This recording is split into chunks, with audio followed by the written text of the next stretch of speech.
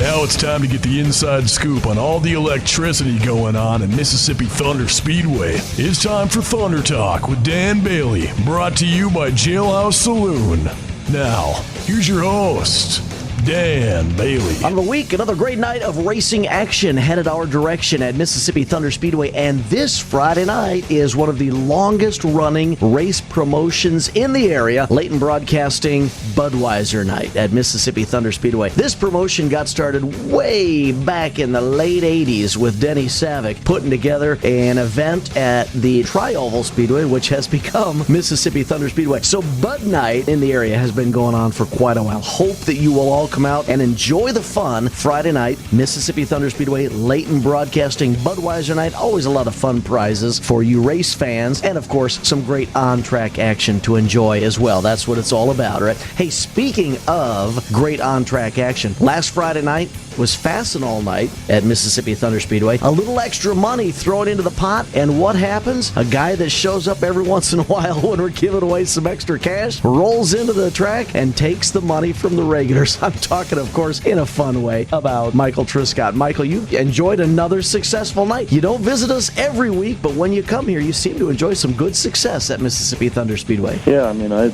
love coming up there. Track's always awesome. You guys do an awesome job getting the track ready every week, and I mean, this is a whole new experience going running with them guys with the modified like this, and I always love coming with the B-Mod, so it's fun to go back and be competitive with the modified. You mentioned to me while we were talking in Victory Lane that you saw there was a little extra money being thrown into the pot, so you thought you'd come and give it a try. And of course, as I introduced you, I mentioned that you have this knack of showing up when we have special events at Mississippi Thunder Speedway and taking the cash. Of course, we all remember back 2017 when you wrapped up that $20,000 to win special with the B-Mod. What is it about this particular track that is allowing all the stars to line up for you to take these big money wins? Well, I mean, we've been having some really good help over the last couple of years with the B-Mod with CRC and Corey and them, and now getting a lot of help this year from the guys at MD Customs, and had some really good equipment and showed up and thought we'd give it a try with being some extra money on the line. And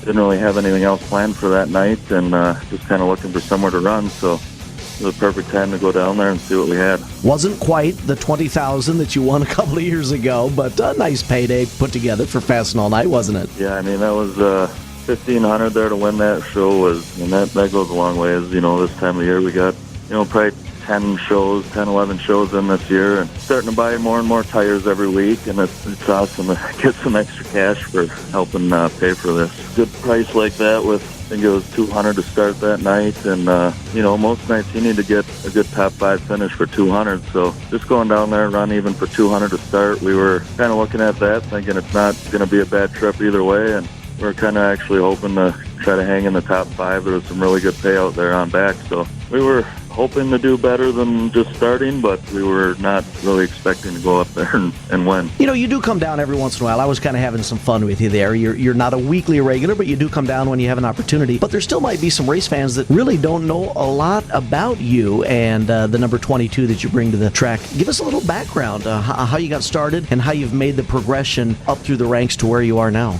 Yeah, I mean, we started, I think this may be 18 or 19 years in. My dad raced for years, so we started running way back then. I think we started with a super stock for a year, actually, and ran that just up in Michigan, there where we're from originally, and ran that for a while, and then started running a street stock with soda. Then we jumped up into the B-Mods, I don't know, probably 10, 15 years ago. Had a lot of fun doing that for quite a while, and we started running all them bigger shows. Whenever there was one, I thought it was a great deal that somebody was putting it on, and wanted to see it keep going, so we figured we better travel around to support it when something like that was going on, and we kind of always just went after wherever there was a money show to hopefully keep them going, and had a lot of fun with that.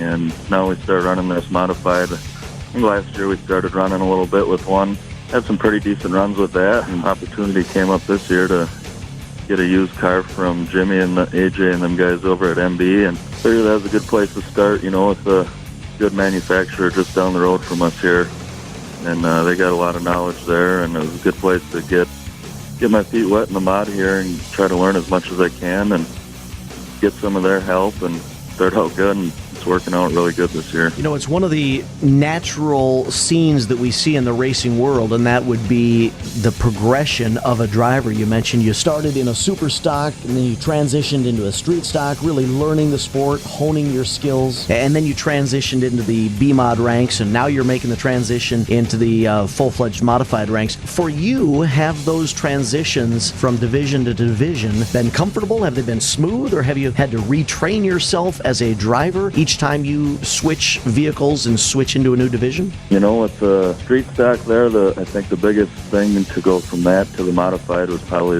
or the B-Mod actually, was the hardest thing with go from no quick steer to having a quick steer.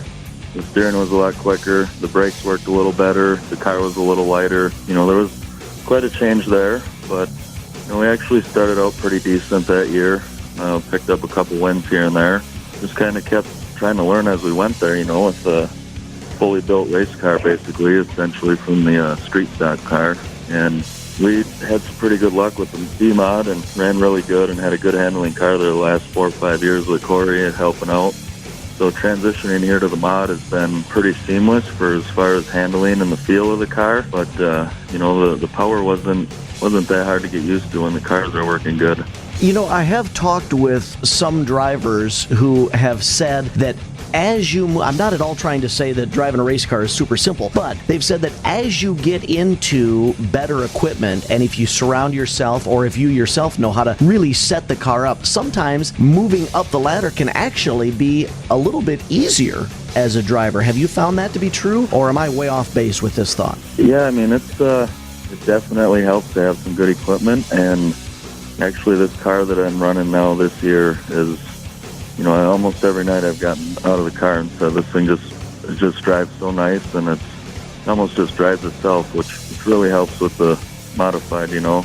Last year we had the car working really good a couple nights, but it was hit or miss, you know. 1 out of every 10 nights we do pretty good, and not really knowing what we were doing, kind of trying to figure everything out with the different suspension setups. And this year with this car, I mean, we've basically just kind of running the base setup here, not really making any changes, and it's been working really well from track to track and really easy to drive. Now, are you still hitting any tracks with the B-Mod, or have you made a 100% move into focusing just on this open A-Mod? Well, I sold all of my B-Mod stuff here over the winter to a guy up in Canada there, and I'm kind of helping him out when he needs help. But we actually put a car together here with Jerry Weigel, owner of Eagle Valley Speedway, a B-Mod. I think he's been working on it for about 3 years, so he asked if I wanted to help, and we got her together, and I've been actually ran that 2 nights now this year. Probably run it here and there, maybe some bigger B-Mod shows if they pop up, but I'm mostly just focusing on this.